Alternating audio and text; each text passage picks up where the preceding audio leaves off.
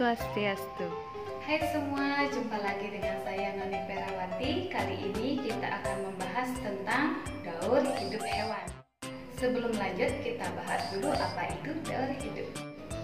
Daur hidup adalah proses perubahan bentuk tubuh hewan yang terjadi sepanjang hidupnya dari awal dia lahir hingga menjadi dewasa.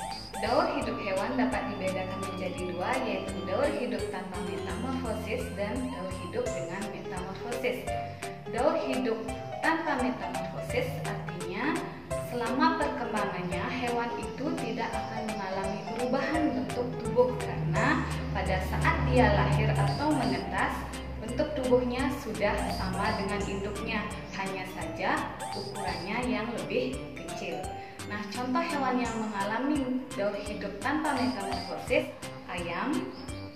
Daur hidup ayam dimulai dari telur yang menetas, selanjutnya tumbuh menjadi anak ayam dengan ukuran yang masih kecil.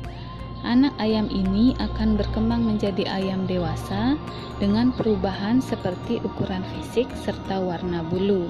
Kemudian, mereka akan melakukan proses perkawinan dan menghasilkan telur ayam generasi baru dengan siklus sama yang akan berulang kembali. Selain ayam, contoh hewan yang mengalami daur hidup tanpa metamorfosis adalah anjing, kucing, sapi, dan masih banyak lagi yang lainnya. Sedangkan untuk hewan yang mengalami daur hidup dengan metamorfosis, dia akan mengalami perubahan bentuk tubuh yang berbeda dari induknya. Metamorfosis sendiri dibagi menjadi dua, yaitu metamorfosis sempurna dan metamorfosis tidak sempurna. Untuk metamorfosis sempurna, itu merupakan metamorfosis yang melalui 4 tahap, yang dimulai dari telur, menjadi larva, kemudian menjadi pupa, dan imago atau hewan dewasa. Contoh hewan yang mengalami metamorfosis sempurna adalah kupu-kupu. Daur hidupnya dimulai dari telur, kemudian telur akan menetas menjadi larva atau ulat, kemudian akan berubah menjadi pupa atau kepompong, dan terakhir akan menjadi imago atau kupu-kupu dewasa. Selain kupu-kupu, contoh hewan yang mengalami metamorfosis sempurna adalah nyamuk, katak, lalat, dan yang lainnya. Untuk metamorfosis tidak sempurna, itu dia hanya melewati 3 tahapan saja, yaitu dari telur menjadi nimfa, kemudian menjadi imago atau hewan dewasa.